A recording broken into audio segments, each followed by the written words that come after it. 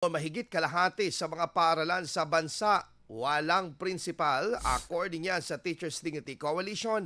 Para sa detalye ng balitang yan, kasama natin Idol Matthew Pacheco. 104.7 IFM Report.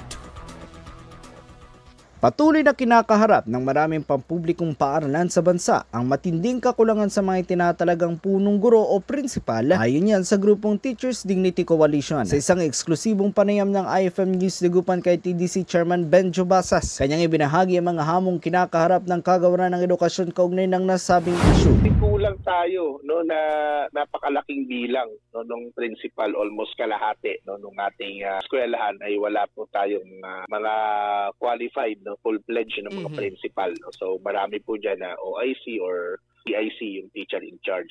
So parang hindi naman yata ito makatarungan para sa ating mga mag-aaral at sa ating mga eskwelahan mismo. Batay sa ulat ng the 2nd Congressional Commission on Education o EDCOM-2, nasa 24,916 sa kabuang 45,199 na pampublikong paaralan sa bansa ang kasalukuyang walang nakatalagang prinsipal. Sa lalawigan ng Pangasinan, personal naman na nagtungo si Basas upang magsilbing resource person para sa mga kukuha ng principal's test. Ayon sa kanya, inaasahan na mas marami ang makapapasa upang mapuna ng mga bakanting posisyon. Samantala, nakatakda na ang pagsisimula ng taunang Brigada Eskwela sa darating na 9 ng Hunyo. Ang aktibidad ay layuning pagtibayin ang ugnayan ng komunidad at paaralan sa paghahanda para sa pagbubukas ng klase sa 16 ngayong buwan.